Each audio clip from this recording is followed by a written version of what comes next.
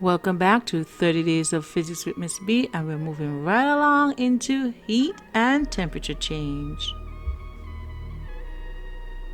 When heat energy is supplied to a body, its temperature may rise. This is due to an increase in the kinetic energy of the particles that the substance is made up of. The following equation may be used to determine heat energy, where EH is equal to mc delta T.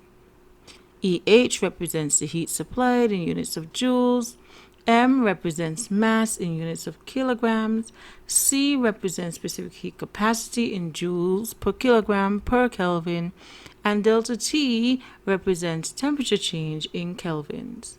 Manipulations of the heat equation EH equals to mc delta T includes the following: A, where EH is equal to P times T, B, where EH is equal to mgh, C, where EH is equal to mv squared over 2, D, where EH is equal to mLV, and E, where EH is equal to mLF. Basically, anything that gives off heat would be equal to EH. EH is equal to the heat supplied in joules, M is equal to mass in kilograms, delta T is equal to the temperature change, which has units of kelvins, P is equal to power, which has units of joules per second, T has units of seconds, it represents time, G is gravity, it has units of meters per second squared, R newtons per kilograms. LV represents latent heat of vaporization, and LF is equal to latent heat of fusion. Heat is thermal energy which causes particles to either vibrate, translate, or rotate during its transfer from areas or bodies of higher temperature to areas or bodies of a lower temperature.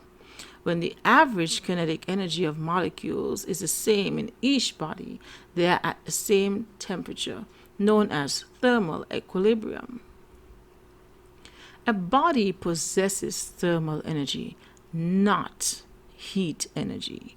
The thermal energy of a body rises when it absorbs heat and falls when it emits heat.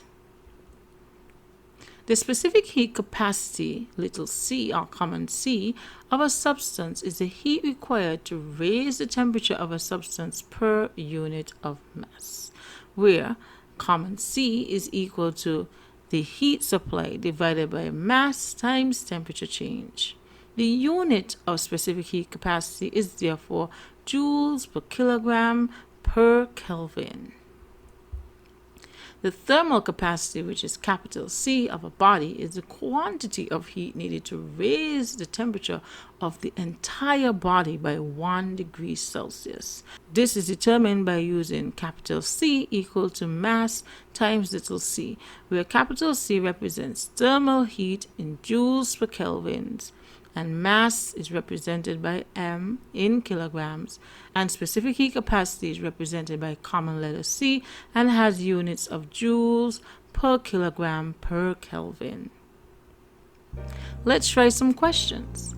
Determine the heat required to change the temperature of a piece of copper with a mass of 6 kilograms and specific heat capacity of 390 joules per kilogram degree Celsius from 20 degrees Celsius to 60 degrees Celsius. Pause to try this question.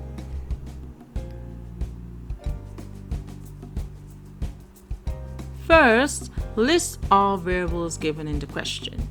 You have mass at 6.0 kilograms, you have specific heat capacity at 390 joules per kilograms per degree Celsius, then you have initial temperature at 20 degrees Celsius and final temperature at 60 degrees Celsius.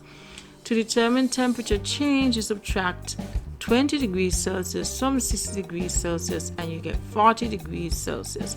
Always subtract cooler from warmer temperatures, and we're looking for the heat required. So using the equation EH is equal to mc delta T, we have EH is equal to 6 kilograms times 390 joules per kilogram per degree Celsius times 40 degrees Celsius, which gives us a whopping 93,600 joules, and written as a smaller number, we have 93.6 kilojoules. I hope you got that answer, everyone. So let's try another question. A tank holding 80 kilograms of water is heated by a 5 kilowatt electric immersion heater. If the specific heat capacity of water is 40 to 100 joules per kilogram degree Celsius, estimate the time for the temperature to rise from 10 degrees Celsius to 80 degrees Celsius. You may pause this to try the question. First, list all variables given in the question. You were given mass, which is 80 kilograms. You were given power, which is 500 joules per second. Once you convert it, then you're given the specific heat capacity of 40 to 100 joules per kilogram per degree Celsius. Then we have the initial temperature, which was 10 degrees Celsius, and we have the final temperature, which is 80 degrees Celsius. To find the temperature change, you find the difference between the two, and we get 70 degrees Celsius. Don't forget to subtract the cooler temperatures from the warmer temperatures, and then we will solve for EH.